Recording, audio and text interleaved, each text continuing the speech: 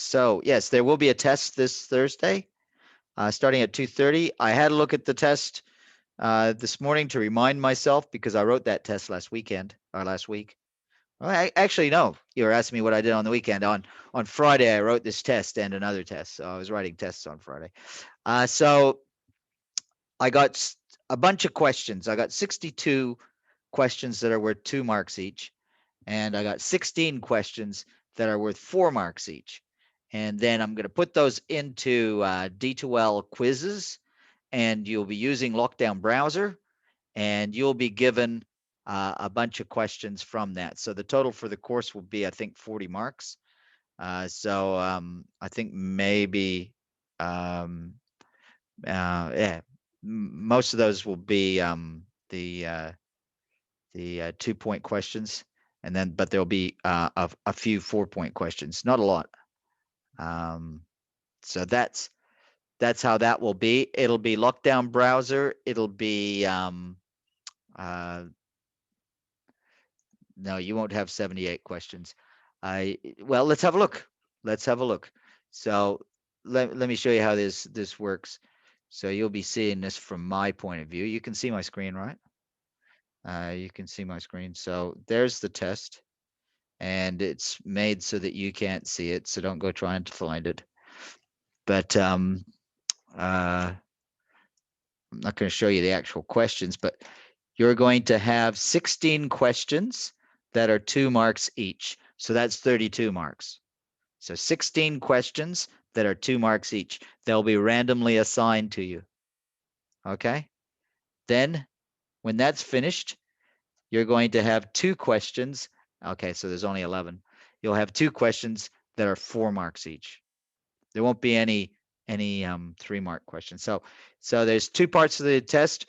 So what's that in all? What was that? So 16 plus 2. There's going to be a total of 18 questions. That's not a lot, is it? Now, how did I so how I made this test is that I went through the course notes that have been given to you that are posted onto D2L from the chapters for 3, 4, 5, and 6. That's how I made the test. Total of 18 questions from the chapters 3, 4, 5, and 6. And yeah, and so they will be random. It'll be Lockdown Browser. It'll be 1 question per page. It'll be once you go through that page, you cannot go back and do it again. So the idea there is so that you can't share your answers with each other, because you all should get a slightly different test. Because so you saw that there were 62 questions there, but you're going to get 16 of them. All right. And so there's a lot of questions you're not going to get, but some of your friends will get those other questions, and they won't get the questions that you got. That's my plan. And so that will make sharing of answers a lot harder. So you can do it at home, but as I said, it'll be Lockdown Browser. It is open book, because how can I tell you that you can't open a book? I can't see what you're doing. So the other thing that we need to look at is our tasks in the project. So task 6. Most of you should have finished that by now. That was about configuration management. Most of you did a video or something like that. You didn't have to do a video. You could have done a blog or something, but it had to address configuration management, and it had to include something about configuration items and the configuration management database. So some people, didn't get full marks. Then that maybe that'll be why. Right? I already had frequent self-service page. It's task 4. Well, yeah, I did notice that. So one student is saying, "Look, I already done the frequently asked questions." I saw that. Yeah. So that's awesome. So you're planning ahead. That'll make it easier when we get to task 8.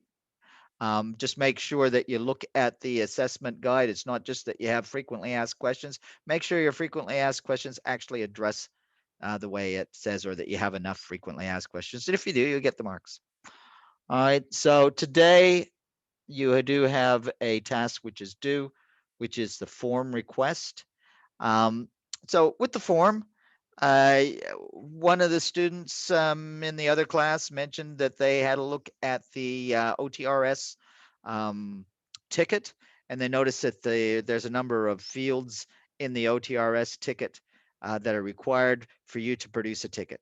I think that's the right place to look.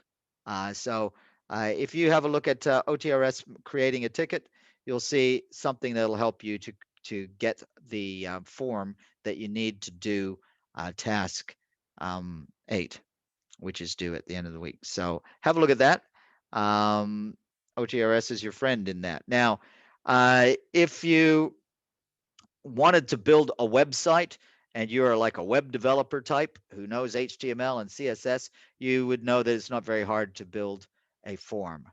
And if you want to go that way, but you're not a web developer and you think, but I just like to build my form the way I want to build it, you could find a YouTube video on how to build a form in HTML uh, that you could watch. It would take 2 minutes.